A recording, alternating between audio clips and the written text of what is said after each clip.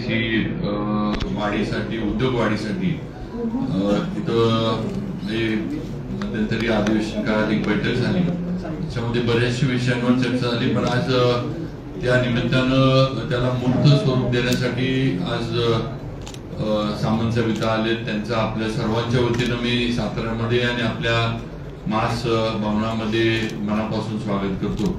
त्याचबरोबर आता ज्यांनी आपल्या नेहमीच्या मिश्किल याच्यामध्ये मार्गदर्शन केलं, तरी फरोक अंकल एक गोष्ट तुम्ही सांगायचं विसरला की इथं जो येतो आणि ज्याचा सत्कार होतो तो मुख्यमंत्री होतो.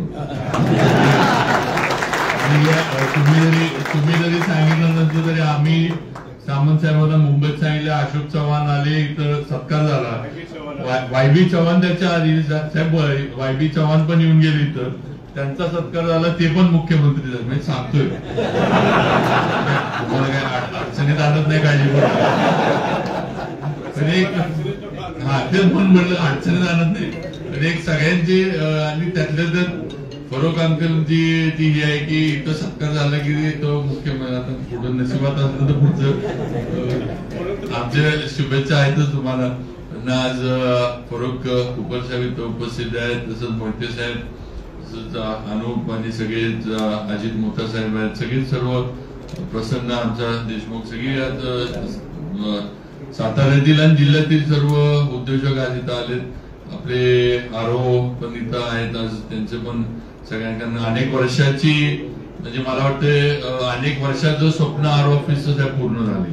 म्हणजे बरेच वर्ष स्वप्नच होतं सगळ्यांना, कारण प्रत्येक गोष्टीला कोल्हापूर गाठायला लागायचं. छोट्यातल्या छोट्या परवानगीसाठी उद्योजकांना इथनं कोल्हापूरला जायला लागायचं. परत काही राहिलं की परत सातारला यायचं, परत कोल्हापूरची वारी करा, अशी आमची थोडी परिस्थिती होती. आणि आमच्या इथं लोणंद, शिरवळ या दोन्ही मोठ्या एमआयडीसी होऊन सुद्धा अनेक वर्ष आरो ऑफिस आम्हाला मागणीनं प्रयत्न करून पाठपुरावा करून मिळत नव्हतं. पण ते शेवटी तुम्ही जसं आल्यावर म्हटला की योगायोग लागतो, तो योगायोग सामंत साहेबांच्या उद्योग मंत्री पदाच्या कालावधीमध्ये आला आणि त्यांच्यामुळं आणि एकनाथ शिंदे साहेबांमुळं आपल्याला हे आरो ऑफिस मिळालं आणि असे अधिकृतरित्या सुरू पण झालेलं आहे. त्याबद्दल सामंत साहेबांचं पण आणि आपले विद्यमान उपमुख्यमंत्री आणि मुख्यमंत्री मान्य एकनाथ शिंदे साहेबांचं आपण सगळ्यांनी मनापासून खरं म्हणजे आभार मानलं पाहिजे. त्याचबरोबर साहेब आता मी जास्त वेळ घेत नाही, कारण आपल्याला आपण बोलणं महत्वाचं आहे आणि आपल्याला परत मुंबईला सीएम साहेबांची आढावा बैठक आहे त्यात जायचंय. साहेब इथं आल्यानंतर आपल्याला जे आमचे सर्व उद्योजक आहेत त्यांच्या अपेक्षा काय सगळ्यांच्या चेहऱ्यावरनं नजरेतनं दिसल्या असणार आणि हे काही आम्ही पकडून कुणाला आणलेलं नाही. सगळे स्वतःहून उत्साहानं सगळे एवढ्या संख्येने इथं आलेत की आपले उद्योग मंत्री येतात, आपल्यासाठी काहीतरी करणार आहेत. आणि सगळ्यात महत्वाचा आमचा विषय आहे तो म्हणजे साहेब जागा. आमची एमआयडीसी वाढली पाहिजे. एक अनेक वर्षाची आमच्या सातारकरांची सहल आहे की सातारा एमआयडीसीच्या उद्योगाच्या याच्यामध्ये वाढीमध्ये मागं पडलं आणि एवढं कनेक्टिव्हिटी आमची चांगली असताना आम्हाला तो फायदा सातारकरांना किंवा सातारच्या उद्योजकांना मिळाला नाही. ही इथं बसलेल्या ज्या प्रत्येकाच्या मनामध्ये ती सहल आहे आणि वैयक्तिक माझ्या मनात पण ती सहल कायम आहे की आपण कुठेतरी त्याच्यामध्ये मागं पडलोय. आणि याच्यासाठी सुरुवातीला आम्ही देगावचा प्रयत्न केला.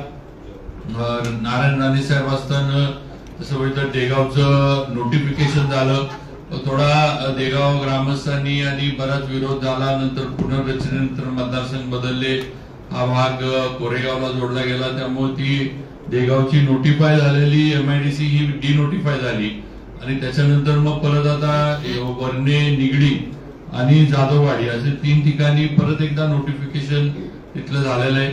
थोडंफार म्हणजे सांगायचं गरजेचं आहे की तिथल्या पण शेतकऱ्यांचा काही प्रमाणामध्ये याच्यासाठी विरोध आहे.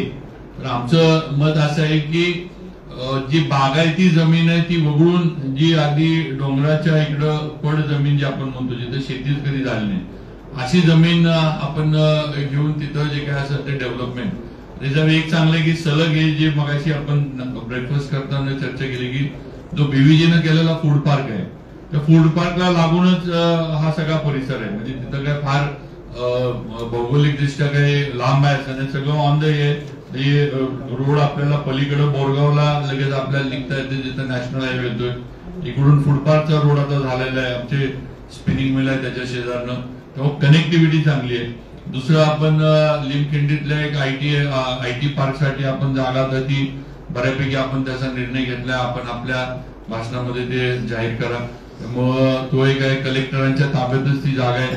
पूर्वी तिथं थोड्या क्वारीज होत्या, आता त्या क्वारीज बंद झालेल्या आहेत आणि उरलेली जागा मला वाटतं 32 तरी 46 हेक्टर जागा आपल्याला ती उपलब्ध आहे आणि 46 हेक्टर मध्ये कलेक्टरांकडनं आपल्याला ते उपलब्ध होणार आहे. त्यामुळं त्यात कुठली अडचण फार काही नाहीये, कारण गव्हर्नमेंटच्या मालकीच्या ताब्यात असणारी जागा आहे. त्यामुळं आयटी पार्क त्या ठिकाणी झाला तर एकतर पुन्हा ची कनेक्टिव्हिटी आम्हाला चांगली आहे, कारण हायवे तिथं आहे आणि हायवेला लागूनच ही सगळी 46 हेक्टर जागा आहे. त्यामुळे फार मोठा आयटी पार्क आपण तिथं करू शकतो. आणि आता सातारा आणि पुन्हा ट्रॅव्हल टाइम बघितला असेल तर 1 तास 1.25 तासावर आलेलं आहे.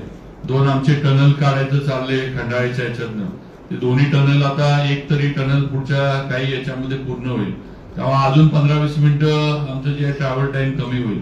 आणि दोन्ही टनल पूर्ण झाल्यानंतर 100% सातारा आणि पुण्याची कनेक्टिव्हिटी ती अजून चांगली होणार आहे. आणि मी मध्यंतरी आमच्या सातारा पुणा हायवेच्या बाबतीत पण गडकरी साहेबांशी बोललो की साहेब काम रिलायन्सकडे आहे, म्हणावं तसं या कामाकडे रिलायन्स कॉन्ट्रॅक्टर म्हणून लक्ष देत नाही किंवा मेंटेनन्स आमचा ज्या अपेक्षेनं आम्हाला पाहिजे, कारण आम्ही टोल भरतोय, टोल भरत असताना ज्या अपेक्षेनं आम्हाला मेंटेनन्स झाला पाहिजे तसा होत नाही.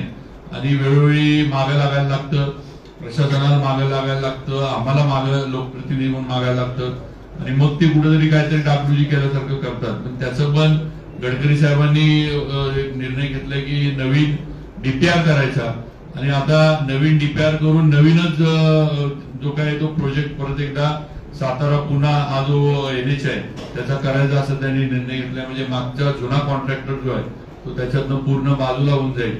त्यामुळे नक्कीच हे करेन आणि योगायोगानं हे सगळ्यांनी मला म्हणजे सगळ्यांचं प्रेम तर आहेच माझ्यावर. हे तर सगळे उद्योजक असले आणि मी जरी मंत्री असलो तरी साहेब सगळे घरातले आणि फरोग अंकल तर माझ्या वडिलांपासून आजींपासून जे आमचे सगळ्यांचे संबंध आहेत. आता अजित मुत्ता असेल किंवा सगळे इथं बसलेल्या प्रत्येकाचे आमचे फुटाळे साहेब आहेत, सगळे आता कुणाकुणाची नावं घ्यायची. पाटे साहेब आमचे तर ते आता उद्योजक म्हणून आलेत पण ते उपसभापती आहेत आमची पंचायत समिती, त्यामुळं राजकारणात आहेत सगळ्यात आहे. त्यामुळे प्रत्येक जण प्रत्येकाला अगदी घरटी ओळखतो अशी अवस्था आहे आमची. त्यामुळं सगळ्यांनी विश्वासानं मला 5व्यांदा निवडून दिलं. मी तुमच्या बरोबरच पहिल्यांदा आपण दोघं राष्ट्रवादींना आमदार झालो, त्यावेळेला मी होतो, आपण होता, आपण राष्ट्रवादी युवक काँग्रेसचे अध्यक्ष होता. नंतर थोडं तुम्ही दुसऱ्या मार्ग वेगळा म्हणजे सेनेचा धरला आणि पुढे गेला, आम्ही राष्ट्रवादी राहिलो, जरा मागं पडलो. मागं पडलो म्हणजे सरकार आलं नाही म्हणून मागं पडलो.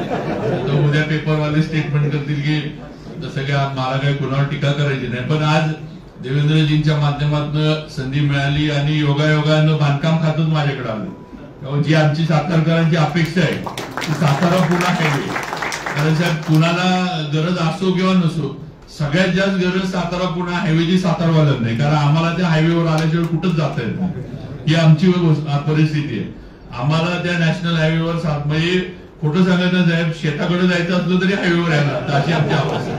त्यामुळे अशी आमची सगळ्यांना म्हणजे आमची लाईफलाईन कुठली असली तर तो नॅशनल हायवेज आहे, त्याशिवाय आमची प्रगती होऊ शकत नाही, आम्ही कुठं जाऊ शकत नाही किंवा आम्ही काही करू शकत नाही असं आमची सातारची आहे. त्यामुळं त्या ह्याच्यामध्ये नक्कीच लक्ष पाठपुरावा सगळं आमचं चालू आहे. नक्कीच ती पण सुधारणा हे आज आहे. ठीक आहे, वाहतुकीसाठी हायवे ठीक आहे, फार काही म्हणजे अडचणी आहेत असं नाही. ओव्हरब्रिजेस वगैरे बरेचसे पूर्ण झालेत, काही 1-2 पुण्याच्या इथले त्याची कामं शेवटच्या ह्याच्यात आहेत. पण एक जी आमची अपेक्षा आहे किंवा आम्ही टोल भरतोय, टोलच्या मनाने आम्हाला त्या हायवेची जी काही दर्जा क्वालिटी जी आहे ती आम्हाला मिळत नाही, हा एक आमच्या सगळ्यांचा आहे. पण राहिला विषय MIDCचा साहेब, आमचं इथलं जे आता धैर्यशीलनी आणि निवेदनात पण दिले, बऱ्याचशा गोष्टी आपण पण केल्या. मेक इन इंडिया बाबतीत, अगदी डिफेन्सच्या मॅन्युफॅक्चरिंगच्या बाबतीत पण आपण ब्रेकफास्ट करत असताना चर्चा केली. या सगळ्या याच्यामध्ये आपलं सहकार्य आम्हाला मिळावं. सगळ्यात महत्वाचं म्हणजे IT पार्क म्हणजे दोन्ही म्हणजे उदयनराजेंनी आपली यांच्या जागेचा प्रस्ताव दिलाय, आपलं पशुसंवर्धनाची जागा जी आहे विलासपूरमध्ये आणि आपण हा दुसरा, या दोन्ही जागेचा विचार व्हावा. कारण दोन्ही जागा आपल्याकडे घेतलं तर आपण काही करू शकतो. स्किल सेंटर तिथं माग आपण म्हटलं तसं आपल्याला उभा करता येईल, काही करता येईल असं आहे. तर त्यामुळं दोन्ही घ्याव्यात. त्यातल्या त्यात कलेक्टरांकडे नागेवाडीची लिमखिंडीतली जागा स्वतः कलेक्टरांच्या ताब्यात आहे, त्यामुळे ती हँडओव्हर व्हायला फास्ट ती हँडओव्हर होईल. इकडची जागा जी आहे ही पशुसंवर्धनकडे असल्यामुळे ह्या खात्याकडनं त्या खात्याकडे हँडओव्हर व्हायला जरा सगळ्याच्या मंत्रालयीन कामामध्ये जरा वेळ जातो, तर ती पण होईल दोन्ही. त्यामुळं नक्कीच उदय सामंत साहेबांच्या माध्यमातून आज बाकीच्या विषयांवर चर्चा नक्कीच करतील. आढावा इथंच आपण आढावा बैठक पण अधिकाऱ्यांना HODना इथंच बोलवलंय. थोडं परत त्यांना खरं म्हणजे त्यांनी निवांत येणार होते, CM साहेबांनी आणि दोन्ही DCMनी इंडस्ट्री विभागाची दुपारी त्यांना बैठक लावल्यामुळं परत त्यांना मुंबईला जायला लागलं ना, असल्यामुळे थोडा कार्यक्रम आपल्याला शॉर्ट ठेवायला लागला, गडबडीत करायला लागला. साहेब एवढीच आपल्याकडनं सगळ्यांची अपेक्षा आहे की सातारा वाढलं पाहिजे, आमचं औद्योगिक क्षेत्र वाढलं पाहिजे. मसवडला MIDCचं क्षेत्र वाढतंय, चांगलं आहे. आमच्याकडे आमच्या जिल्ह्यातला तो भाग आहे, पण आमचं एक सातारकर म्हणून एक आहे की आमची सातारची जी MIDC आहे ह्याला थोडंफार आपल्याला चालना. कारण आमच्याकडे पाणी आहे, लाईट तर इथं आहे, पाण्याची आमच्या इथं अडचण नाही साहेब. आज तुम्ही जर देगाव MIDC बघितली हे तर आज पाण्याचा कोटा आमच्याकडं राखीव आहे. हे पाणी आम्हाला आता आपल्याला मसवडला म्हटलं तर मसवडला आपल्याला पाणी सगळ्यात मेन विषय आहे की पाणी न्यायचं कसं, हा आपल्याला फार महत्वाचा विषय. म्हणजे उलट साहेब सातारची अवस्था अशी की आमच्याकडं पाणी MIDC कडे राखीव आहे. अजून माऊलीतनं जे कृष्णा नदीवरनं आपण लिफ्टिंग करतो ते अजून पण MIDCचं पाणी तिथं राखीव आहे. त्यामुळं नुसतं डेव्हलपमेंट म्हणजे जी काय असेल ते जागा, आणि त्याच्यामध्ये पण माझी की थोडं शेतकऱ्यांमध्ये गैरसमज आहे की आपल्या जमिनीला ऍक्विजिशन मध्ये चांगले पैसे मिळणार नाही. तर थोडं त्यांना पण एक जरा हे झालं पाहिजे किंवा आपल्याला चांगले पैसे मिळतील. नवीन धोरण आहेत, तुम्हाला डेव्हलप केलेली जागा परत तुम्हाला त्या शेतकऱ्यांना किंवा मूळ मार्गाला परत वापरायला थोडीफार त्यातली मिळती. मला वाटते 20% का 10% का काय तर ह्या गोष्टी जरा लोकांना माहित नाहीत. थोडंफार जुन्या पद्धतीनं सगळ्यांना वाटतं की जुन्या MIDC जसं झाल्या आमच्या जमिनी ताब्यात घेतल्या आणि आम्हाला तिथनं बाजूला काढलं, आमच्या मुलांना नोकऱ्या नाहीत काय नाही, असं जरा गैरसमज आहे. हे थोडं माझं म्हणणं आहे की लोकांमधलं शेतकऱ्यांमधलं दूर झालं तर नक्की जे होईल. आज साहेब काय होते, विरोध आहे पण मूळचा विषय काय की हा सगळ्या शहराच्या जवळ भाग यायला लागला MIDCचा, आलेलाच आहे. आणि इथं ज्या ज्या जागा राहिलेल्या आहेत सगळं हळूहळू प्लॉटिंग आणि गुंठेवारीमध्ये जायला लागलं. म्हणजे शेतकरी असं काय फार या MIDCच्या एरियामध्ये शेती होती असं नाही, पण याला प्रॉब्लेम एकच झालाय की सगळं गुंठेवारी आणि प्लॉटिंगचा म्हणजे त्याला पैसे चांगले मिळतात. त्यामुळे जरा लोकांचं आहे किंवा आपल्या MIDCला देण्यापेक्षा प्लॉट पाडून हे केलं तर जास्त होईल अशी थोडी आहे. त्यामुळं थोडंफार दराच्या बाबतीत पण आपण थोडं जेवढं काही वाढीव हे शेतकऱ्यांना देता येईल मोबदला त्यांच्या ऍक्विजिशनसाठी तो थोडाफार विचार डिपार्टमेंटनं करावा. म्हणजे थोडं आपल्याला ऍक्विजिशन जे आहे ते सोपं होईल आणि फास्ट होईल. ही एक नक्कीच या निमित्तानं सूचना करू इच्छितो. बाकी आपलं मनापासून साताऱ्यामध्ये स्वागत करतो आणि असंच महाराष्ट्राचं उद्योग म्हणजे क्षेत्र जे आहे ते आपल्या माध्यमातून आपण तरुण आहात, आपल्याला अभ्यास आहे. अगदी CM साहेबांबरोबर आपण दावोस वगैरे इकडे जाऊन लाखो याच्या आपण इन्व्हेस्टमेंट MOU वगैरे करून इकडे आलाय. आणि आपल्याला पण माहिती आहे की देशामध्ये उद्योजक बाहेरनं जे येतात त्यांना महाराष्ट्र ही त्यांची पहिली पसंती आहे. महाराष्ट्रामध्ये यायला ते करतात कारण इथं व्यवसाय करणं बाकीच्या गोष्टी हे इतर देशातील राज्यांपेक्षा सोपं आहे किंवा त्याच्यामध्ये निर्णय चांगले होतात. आज राज्य सरकार पण देवेंद्रजींसारखा एक पॉझिटिव्ह आउटलुक असणारा देश आपल्या महाराष्ट्राला मुख्यमंत्री मिळालाय. एकनाथ शिंदे साहेब, अजितदादा हे दोघं पण या याच्यामध्ये नेहमीच पॉझिटिव्ह असतात. त्यामुळं नक्कीच आता आमच्या सगळ्यांच्या अपेक्षा थोड्या जास्त वाढल्यात की एकतर सरकार आपलं आलंय, केंद्रात पंतप्रधान मोदीजी आहेत, त्यांची धोरणं उद्योग व्यवसायाबद्दल पॉझिटिव्ह आहेत. इकॉनॉमी वाढली पाहिजे, उद्योग वाढले पाहिजेत आणि मग असं असताना सातारा मागे राहू नये ही आमची एक छोटी अपेक्षा आहे. त्यामुळे 100, 200, 300 एकर जे काय आम्हाला हे होईल त्याच्यामुळे आपल्याला हे करत नाही. आपण एकदा तो निर्णय जर घेतला तर आमच्या इथलेच उद्योजक निम्म्याने 100% जागा आमचेच उद्योजक घेतील. कारण सगळ्यांना आपापल्या कपॅसिटी वाढवायच्या. प्रत्येक जण अडकलाय तो जागेमुळं आणि कपॅसिटी जे मगाशी सगळ्यांनी सांगितले की प्रत्येकाकडे काम आहे आता. म्हणजे आज फरोग अंकल सांगितलं एक्सपोर्ट ते करतात, बाकी जे युनिट्स एक्सपोर्ट करतात, पण वाढायला जागा नाही. MIDC मध्ये प्लॉट अवेलेबल नाहीत, मोकळ्या जागा नाहीत. अशी थोडीफार आमची परिस्थिती असल्यामुळं आमच्याकडे सगळं बाकी तयारी आहे, पण आम्ही वाढू शकत नाही, ग्रो करू शकत नाही. ही आमची अडचण आहे. का तर लँड आमच्या इथं आमच्याकडे हातात नाहीये. ही सगळ्यात महत्वाची अडचण ही सातारच्या या उद्योग व्यवसाय वाढीमध्ये आहे. मग त्याच्यामध्ये आपलं थोडंफार आम्हाला, थोडंफार नाही भरपूर आम्हाला आपलं सहकार्य लागणार आहे, ते मिळणार याची मला खात्री आहे. परत एकदा आपलं स्वागत करतो. मासचे सर्व पदाधिकारी इथे आहेत. अगदी प्रोएक्टिव्ह पणे काम करणारी संघटना आहे.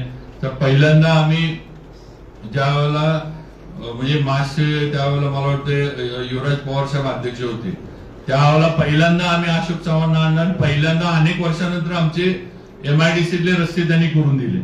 आमच्या MIDCतल्या रस्त्यांची अवस्था अशी होती की म्हणजे तुमचे मोठे काय उद्योजकांना पण गाड्या आणता येत नव्हत्या असे. पण ते इथं आले, आम्ही त्यांना मुंबईत भेटलो, थोडं हे केलं. त्यांनी मला वाटतं सुरुवात त्यावेळेला 2-3 कोटी रुपये त्यावेळेला काय फार त्या काळात त्यांनी 3-4 कोटी रुपये काय आम्हाला दिले. सगळे रस्ते आमचे करून दिले. असे एक होत गेला. आता तर आपण आज या RO ऑफिस झालं, इथं आम्हाला सगळ्यांना म्हणजे काय म्हणायचं त्याच्यामध्ये तुरा म्हणतो ना आपण, अशातले आमचे कारण RO ऑफिस म्हणजे आमचं उद्योजकांचं एक काय फार मोठा स्पीड ब्रेकर होता. आता आपण स्पीड ब्रेकर सगळ्यांचा काढून टाकला. इथंच फक्त थोडं ज्याचा उल्लेख धैर्यशीलने केला की कर्मचारी तिथं लागतील त्याचा थोडा हे करावा. आता फायर स्टेशनचं पण, फायर स्टेशनला पण शेवटी पर्सनल जे आहे ते तिथं लागणार. त्याशिवाय नुसतं फायर स्टेशन आणि तिथं ट्रेंड स्टाफ पर्सनल वगैरे जे असतील त्याचं मेन म्हणजे आपलं त्याचं हॉस्पिटल झालंय. त्याला सुद्धा विखे पाटील साहेबांनी मागच्या याच्यामध्ये आपल्याला जागा जी आहे ती पशुसंवर्धनची जागा MIDC मधली दूध डेअरीची जागा त्यांनी आपल्याला दिली आहे. त्यामुळे तो एक जागेचा फार महत्वाचा विषय संपलाय. त्यामुळे ते सुद्धा आता लवकरच काम सुरू होते. त्यामुळे अशा अनेक तर आपलं सहकार्य राहावं एवढीच विनंती करतो आणि आपलं परत एकदा स्वागत करून थांबतो. जय हिंद, जय महाराष्ट्र.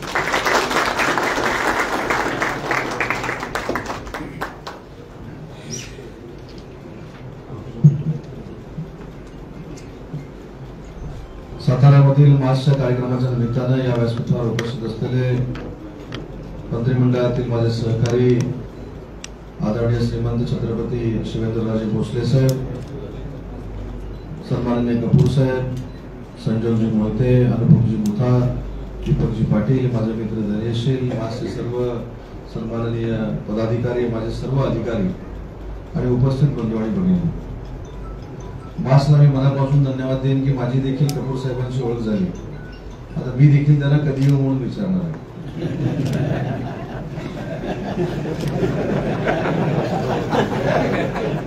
कारण ते सातारापुरते मर्यादित नाही, ते एक्सपोर्ट करतात हे देखील माझ्या ध्यानात आलंय.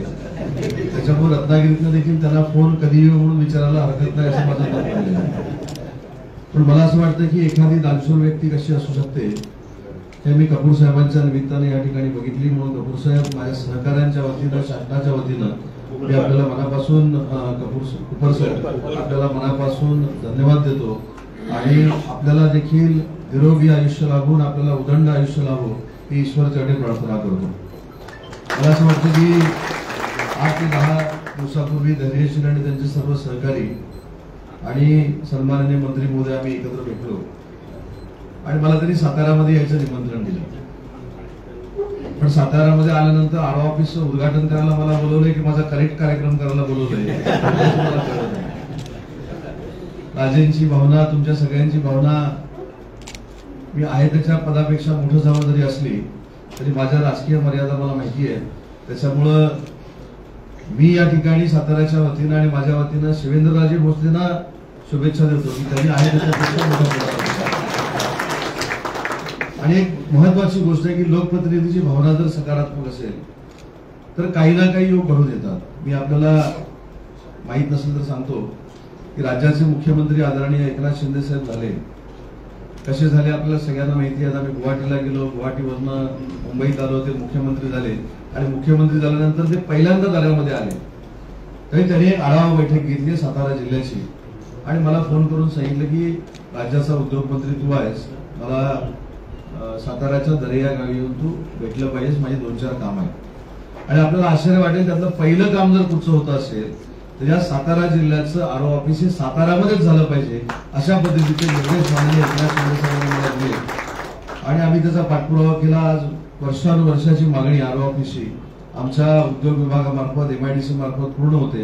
याचं आंतरिक समाधान देखील माझ्यासारख्या कार्यकर्त्याला आहे. आणि म्हणून मगाशी मी राजेंना असं सांगितलं की शेवटी प्रत्येकाच्या नशिबामध्ये योगायोग लागतात.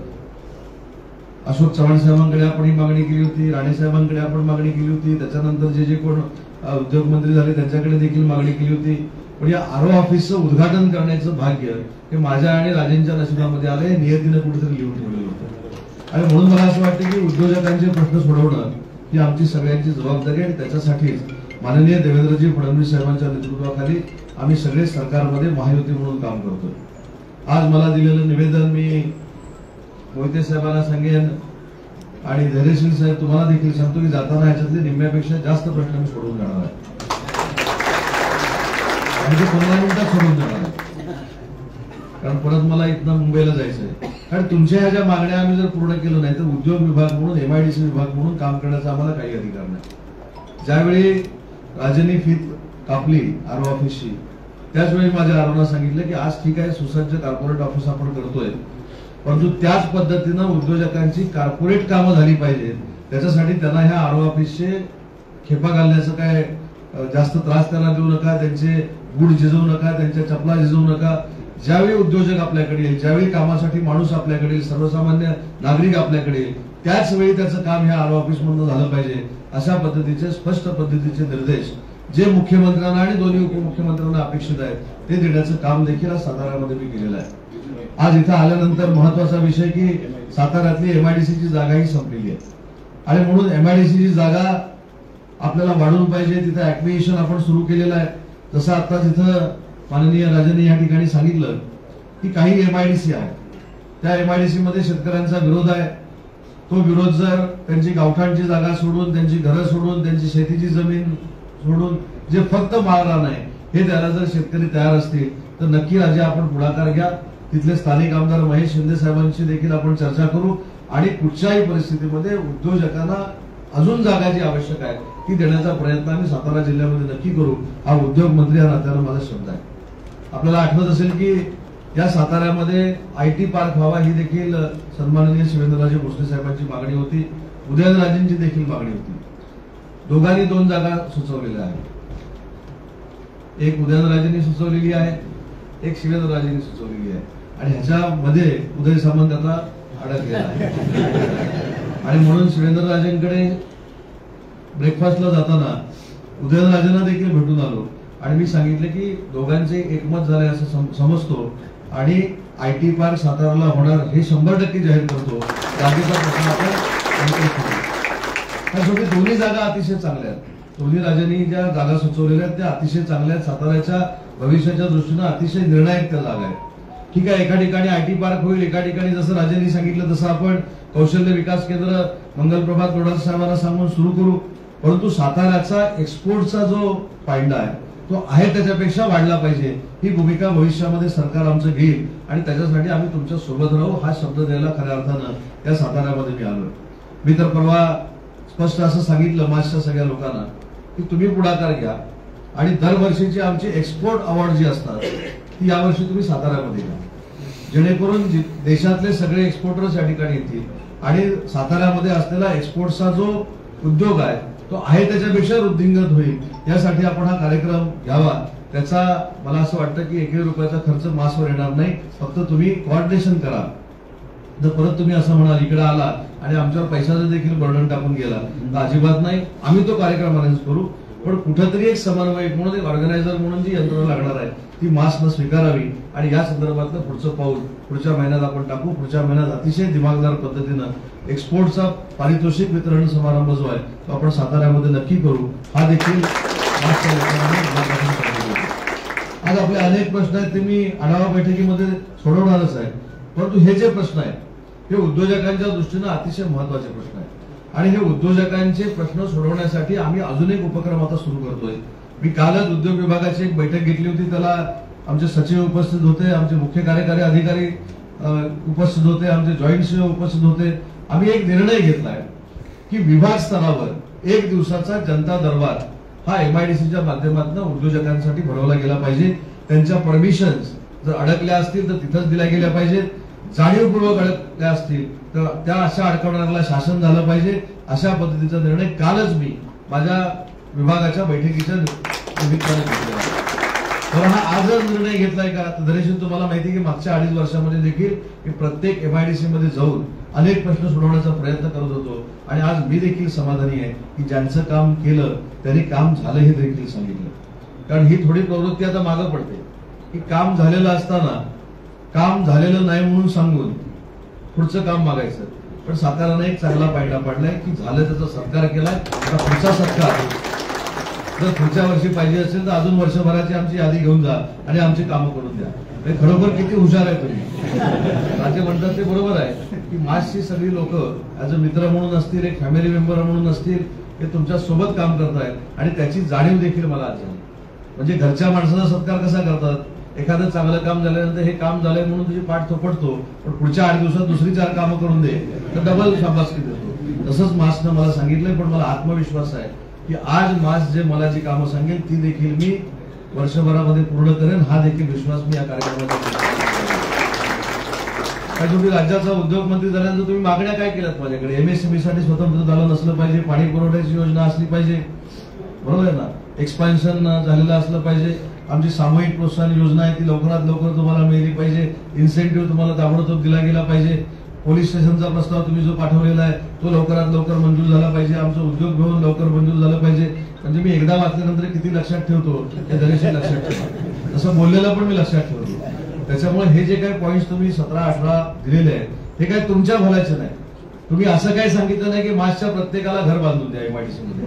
तुम्ही असं सांगितलं की आमच्या माध्यमातून आमचे जसे प्रश्न सोडवा तसं छोट्या छोट्या उद्योजकांचे देखील प्रश्न सोडवा, जेणेकरून ते जे स्वतःच्या पायावर उभे आहेत त्याच्यापेक्षा अजून ताकदीनं स्वतःच्या पायावर उभे राहतील. अशा पद्धतीची तुमची भूमिका आहे आणि त्याच्यासाठी माझा विभाग हा नक्की तुमच्या सोबत राहील. आता महत्वाचा मुद्दा राहतो की आपल्याकडे मसवडला जो कॉरिडॉर येतोय त्याच्यामध्ये देखील मोठमोठ्या कंपन्या येणार आहेत. मी आता राजेंना असं सांगितलं की पुढच्या आठवड्यामध्ये डिफेन्सच्या निमित्तानं आपण मुख्यमंत्री महोदयांची देखील चर्चा करू. आज डिफेन्सचे प्रोडक्ट जर आपल्याकडे आले तर त्याच्यामधनं देखील रोजगार फार मोठ्या पद्धतीने उभा राहतो. ही दुसरी एक त्यांना विनंती अशी केलेली आहे की तुमची जर इच्छा असेल आणि मसवड सारख्या ठिकाणी 2,000 एकर मध्ये 1,000 एकर मध्ये जर फार्मा पार्क जरी झाला, फार्मा पार्क, तरी देखील फार मोठं जॉब जनरेशन त्या संपूर्ण परिसरामध्ये होऊ शकतं. आणि म्हणून आपण सगळ्यांनी कधीतरी एकत्र बसून पर्यटनातनं साताऱ्याचा चांगला विकास होऊ शकतो. पर्यटनाला आता उद्योगाचा दर्जा मिळालेला आहे. भविष्यामध्ये जाऊन फिल्म इंडस्ट्रीला देखील उद्योजकाचा दर्जा द्यावा ही भूमिका आमचा उद्योग विभाग घेणार आहे, जेणेकरून ज्या ज्या ठिकाणी शूटिंग चालतात त्या ठिकाणी देखील मुख्यमंत्री रोजगार निर्मिती योजनेतनं अतिशय चांगल्या पद्धतीची रोजगार निर्मिती होऊ शकते. आज राजे तुम्हाला मी अजून एक धन्यवाद देतो, तुम्हाला देखील सगळ्यांना धन्यवाद देतो की आमच्या उद्योग विभागातल्या जिल्हा उद्योग केंद्राच्या आमच्या सगळ्या मंडळीने कलेक्टरच्या आणि तुमच्या सगळ्यांच्या सहकार्यानं महाराष्ट्रातलं मुख्यमंत्री रोजगार निर्मिती योजनेतलं पहिलं पारितोषिक मिळवलं. आज सगळ्यात जास्त मुख्यमंत्री रोजगार निर्मिती योजनेतले जर उद्योजक कुठे उभे राहिले असतील तर ते सातारा जिल्ह्यामध्ये उभे राहत आहेत. हे देखील समाधान आपल्या सगळ्यांना आहे. आणि म्हणून तुमच्या सकट शंभूराजे असतील, सगळे असतील, सहकारी असतील, त्यांनी चांगल्या पद्धतीने जे एफर्ट्स घेतलेत त्याबद्दल देखील मी मनापासून आपल्याला धन्यवाद देतो. आता मुख्यमंत्री रोजगार निर्मिती योजनेतलं एक गमक आपल्याला मी सांगून ठेवतो. गेले 3 वर्ष राज्याचा उद्योग मंत्री म्हणून मी काम करतोय. माननीय शिंदे साहेब असतील, देवेंद्रजी असतील, अजितदादांच्या नेतृत्वाखाली आम्ही काम करतोय. पण त्या 3 वर्ष अगोदरचा 3 वर्षाचा जर आपण आलेख काढला तर 7,500 फक्त उद्योजक 3 वर्षामध्ये झाले होते. आणि या 3 वर्षामध्ये आपण 32,500 उद्योजक तयार करण्यामध्ये यशस्वी झालो. यावर्षी आम्ही 23,000 उद्योजक नव्यानं निर्माण करतोय. पण याच्यामधली आकडेवारी आम्ही कधीही सांगत नाही. एक साधं कॅल्क्युलेशन जर आपण केलं, आमच्या एमएसएमई मध्ये किंवा आमच्या ह्या मुख्यमंत्री रोजगार निर्मिती योजनेमध्ये एक जर डीपीआर आला, एक जर प्रोजेक्ट रिपोर्ट आला, तर त्याच्यामध्ये 7 लोक कामाला लागतात, अशा पद्धतीचं आम्ही गृहीत धरतो. पण मला 7 लोक कामाला लागतात ते गृहीतच धरायचं नाही. जर 23,000 लोकांना आम्ही उद्योग उभा करून दिला असतील तर 23,000 लोक स्वतःच्या पायावर उभी राहिली आणि कमीत कमी 2 लोक त्याच्याकडे जरी कामाला असली तरी ती जवळजवळ 46,000 लोक स्वतःच्या पायावर नोकरी म्हणून उभी राहिली. अशी जवळजवळ एका वर्षात या 23,000 उद्योजकांनी किमान 1 लाख लोकांना रोजगार दिलाय. हे महाराष्ट्र सरकारच्या उद्योग विभागाचं काम आहे आणि त्याच्यासाठी तुमचं आणि माझ्या अधिकाऱ्यांचं देखील मनापासून कौतुक करतो. आणि जोपर्यंत उद्योजक असतील, जनता असेल आणि आमचं प्रशासन असेल हे चांगल्या पद्धतीने एकत्र चालत नाही, तोपर्यंत आपल्याला यश मिळणार नाही. आणि त्याचं फलित आम्हाला मुख्यमंत्री रोजगार निर्मिती योजनेमधनं अतिशय चांगल्या पद्धतीने मिळालेलं आहे. मला तर मंत्री महोदयांना अजून एक विनंती करायची आहे की विश्वकर्माचा आढावा देखील तुम्ही तिघांनी मिळून घेतला पाहिजे. सातारा जिल्ह्यामध्ये शंभूराजे असतील, शिवेंद्रराजे असतील, मकरंदाबा असतील, हे 3 कॅबिनेट मंत्री आहेत. या तिघांनी बसून विश्वकर्मा योजनेचा खरोखरच एक आढावा घेणं गरजेचं आहे. ज्या पद्धतीनं साताऱ्यानं इतिहास घडून मुख्यमंत्री रोजगार निर्मितीमध्ये 1 नंबर आणला, तसंच विश्वकर्मामध्ये देखील जी खादी ग्रामोद्योग मार्फत आम्ही स्कीम चालवतो त्याच्यामध्ये देखील छोटे छोटे व्यावसायिक, छोटे छोटे उद्योजक आपण निर्माण करू शकतो. त्याच्यामध्ये देखील आपण विशेषतः मास्कनं देखील पुढाकार घेतला पाहिजे. आज आपण एमएसएमईची माझ्याकडे मागणी केली, पण थोडं मी देखील आत्मचिंतन करणं गरजेचं आहे आणि आपण देखील सगळ्यांनी आत्मचिंतन करणं गरजेचं आहे. आपण अगदी अभिमानानं सांगतो की देशामध्ये सगळ्यात जास्त एमएसएमईज कुठे आहेत तर ते महाराष्ट्रामध्ये आहे. पण कधीतरी आपण त्याचा अनालिसिस केला पाहिजे, कधीतरी आपण त्याचा सर्व्हे केला पाहिजे की ज्या 2-2.5 लाख काय 42 लाख काय आता आकडा भरपूर काय काय सांगतात, तर त्या एमएसएमई मधल्या किती एमएसएमई चालू आहेत, किती एमएसएमई या तात्पुरत्या स्वरूपाच्या होत्या म्हणजे प्रोजेक्ट चालू करण्यापर्यंतच्या एमएसएमई होत्या आणि किती एमएसएमई आजारी पडलेल्या आहेत, त्यांना आपल्याला पुन्हा एकदा चांगल्या पद्धतीनं सुदृढ बनवायचे आहेत. अशा सगळ्या एमएसएमईची यादी ज्या ज्या ठिकाणी मासची ऑफिसेस आहेत तिथं त्यांनी आमच्या बरोबर एमओयू करून सर्व्हे करावा अशी देखील मासला मला विनंती करायची आहे. कारण शेवटी सगळ्या गोष्टी काही शासन करू शकत नाही, सगळ्या गोष्टीपर्यंत आमचे अधिकारी पोहोचू शकत नाहीत. त्याच्यामुळे ह्या सगळ्या गोष्टीमध्ये असोसिएशनचा देखील सहभाग आम्हाला लागणार आहे आणि अतिशय चांगलं कार्यालय तुम्ही उभं केलेलं आहे. आपण हे कार्यालय उभं करत असताना कदाचित सगळ्यांच्या देणगीतनं हे उभं राहिलं असेल आणि देणगी घेताना देखील तुम्ही देणगीदार कोण निवडलेले आहेत तर ते देखील उद्योजक निवडलेले आहेत. ज्यावेळी आपण आपल्या प्रवाहापेक्षा बाहेरच्या प्रवाहामध्ये जाऊन कदाचित देणगी मागण्याचा प्रयत्न करतो तर अनेक त्यांच्या अपेक्षा असतात. परंतु मला असं वाटतं की कुपूर साहेब मला असं वाटतं की तुमच्या काही अपेक्षा नाही. तुम्ही चांगल्या पद्धतीनं हे फक्त चालवावं आणि ह्याच्यातनं नवीन नवीन अजून उद्योजक निर्माण करावेत हीच तुमच्यासारख्या ज्येष्ठ मंडळींची भूमिका आहे आणि ते मासनं तंतोतंत पाळावं ही देखील आपल्याला मला सूचना करायची आहे. आज अतिशय एका चांगल्या कार्यक्रमाला उपस्थित राहण्याची संधी माझ्यासारख्या मंत्र्याला राजा आणि तुम्ही सगळ्यांनी मिळून मला दिली, त्याबद्दल मी मनापासून आपल्याला धन्यवाद देतो. आणि भविष्यामध्ये उद्योग वाढीसाठी आणि इथल्या उद्योजकांना ताकद देण्यासाठी जे जे काही माझ्या विभागाला करावं लागेल ते करण्याची हमी आज या कार्यक्रमाच्या निमित्तानं देतो. माझा आदर सत्कार केला त्याबद्दल मनापासून धन्यवाद देतो आणि धैर्यशील माझा जो सत्कार केलाय त्याच्याबद्दल तुम्हाला पश्चाताप होणार नाही आणि तो फुकटही जाणार नाही हा शब्द देतो आणि थांबतो. जय हिंद, जय महाराष्ट्र.